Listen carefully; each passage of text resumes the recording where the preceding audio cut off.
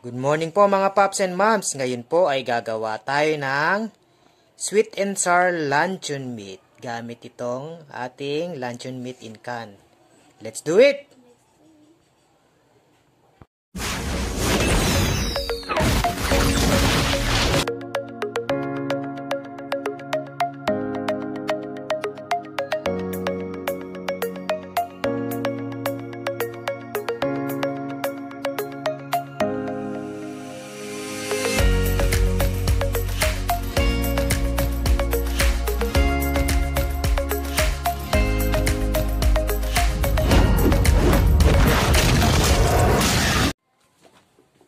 Yan po mga paps and moms, hiwain na po natin ang ating ingredients. Meron po tayong garlic. Maliliit lang po. Then, meron tayong onion.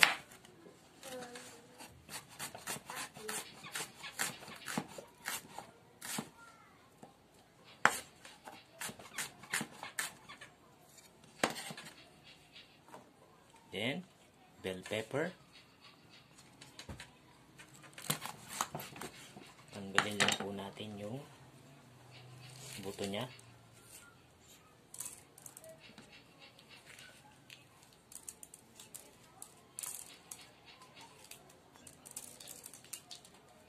Ayan po. Slice lang po natin siya ng ganyan. Pa-square.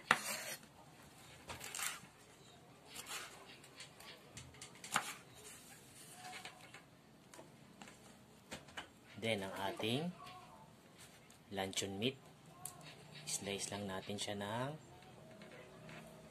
ganyan.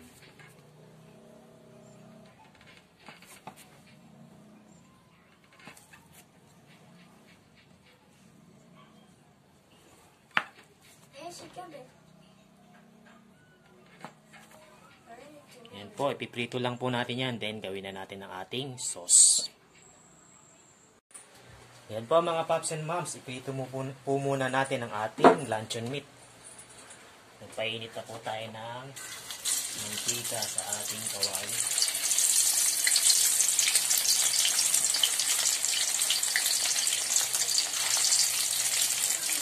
Antayin lang po natin siyang mag golden brown bago natin siya hanguin. Then after natin maluto ang ating luncheon meat, isusunod natin ang ating sweet and sour sauce.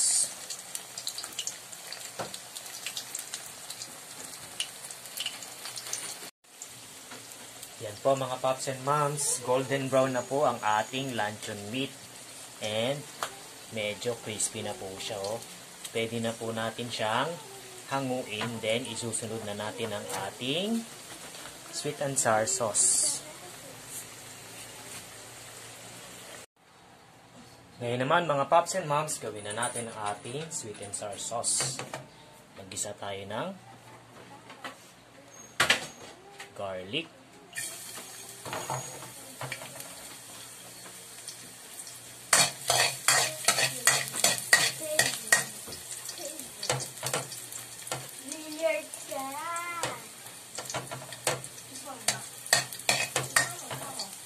Ating onion.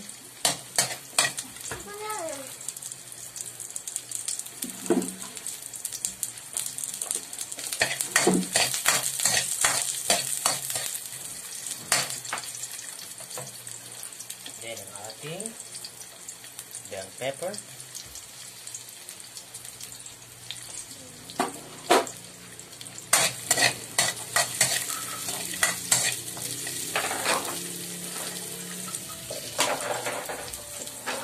Sunod natin ang ating tomato sauce with mix of ketchup.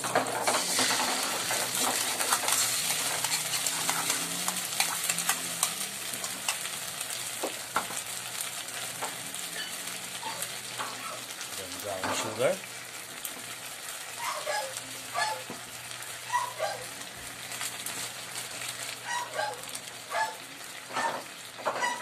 Then, brown pepper.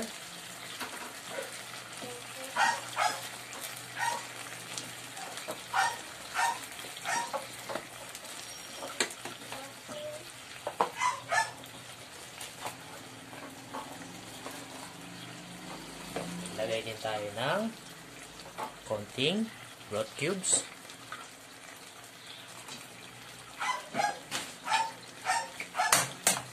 Haluin lang po natin.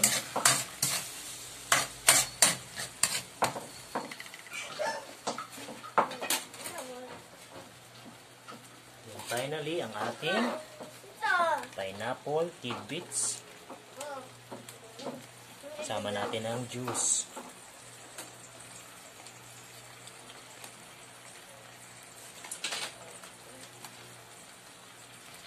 Oh.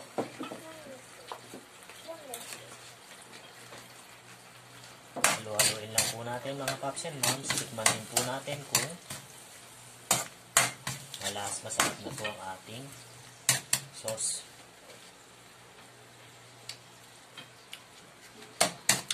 Po mga paps and moms, lagyan po natin siya ng konting salt.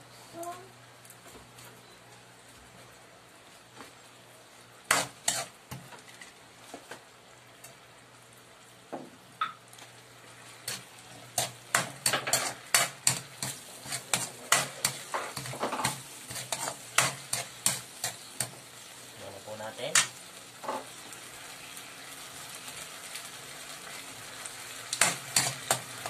So mga paps and moms, okay na po ang ating sweet and sour sauce. Ngayon, ready na natin siya for plating kasama ang ating luncheon meat. Ito na po ang ating sweet and sour luncheon meat. Ngayon ng ating kusinero. Let's eat na! Let's eat!